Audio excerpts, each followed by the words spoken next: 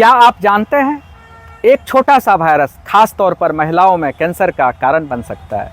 नमस्कार, मैं हूं डॉक्टर अनिल कुमार। चलिए बात करते हैं ये सर्वाइकल कैंसर क्या है, इसका प्रमुख कारण क्या है, इसके क्या लक्षण हैं और इस गंभीर बीमारी से बचने का क्या उपाय है। तो यह बीमारी मुख्यतः महिलाओं के यूट्रस यानी कि गर्भाशय, ये देखिए ये गर्भाशय है और इसके निचले भाग जिसको कि हम सर्विक्स कहते हैं, इस एरिया में अगर कैंसर होता है तो इसी को हम सर्वाइकल कैंसर कहते हैं। सर्वाइकल कैंसर का प्रमुख कारण HPV ह्यूमन पेपिलोमा वायरस है।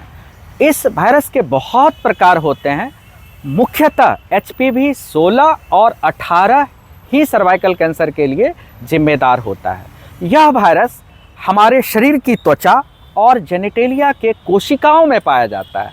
अब आप लोगों के जहन में एक सवाल आता होगा कि क्या जब यह वायरस हमारे शरीर के त्वचा पे और जेनिटेलिया के कोशिकाओं में पाया जाता है तो क्या यह वायरस हर व्यक्ति में कैंसर करा सकता है? तो इसका जवाब है नहीं।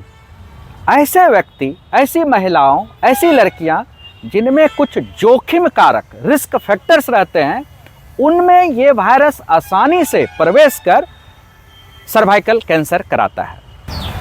अब मैं आप लोगों को बताऊंगा कि आखिर वो जोखिम कारक रिस्क फैक्टर क्या है।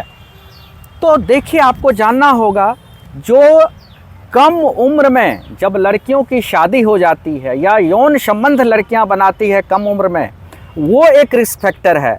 और हमारे भारत की सभ्यता संस्कृति है कि जीवन साथी एक ही होना चाहिए। अगर किसी महिलाओं के बहुत सारे सेक्सुअल पार्टनर हैं और लड़कियां आजकल धूम्रपान करती है, सिगरेट पीती है और साफ सफाई का ध्यान नहीं रखता हो, कहने का मतलब अगर कम उम्र में शादी या यौन संबंध का होना, कई सेक्सुअल पार्टनर का होना, स्मोकिंग करना और साफ सफाई की कमी हो और इसका नियमित जांच नहीं हो डॉक्टर के माध्यम से, तो ये ह्यूमन पेपिलोमा वायरस बहुत आसानी से सर्वाइकल कैंसर कराती है।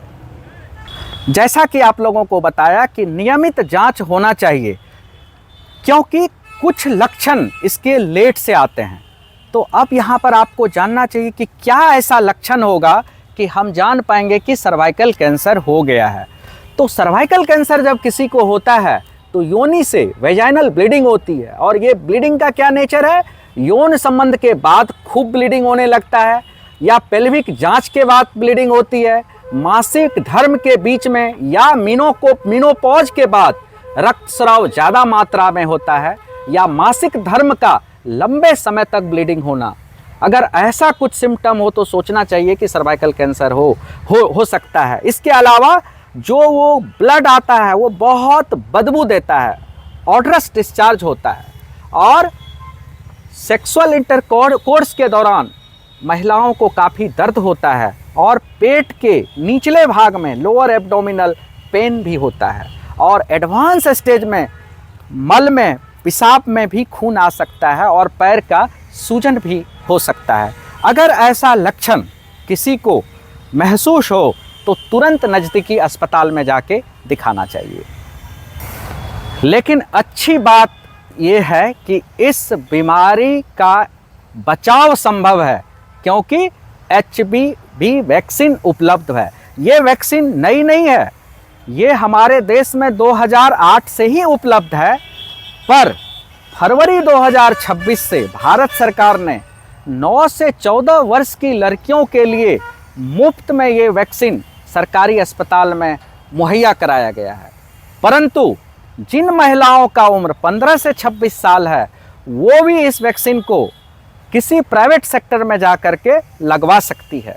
तो अब आप लोगों के जहन में ये सवाल आ रहा होगा कि ये वैक्सीन आखिर कितना लगाना है।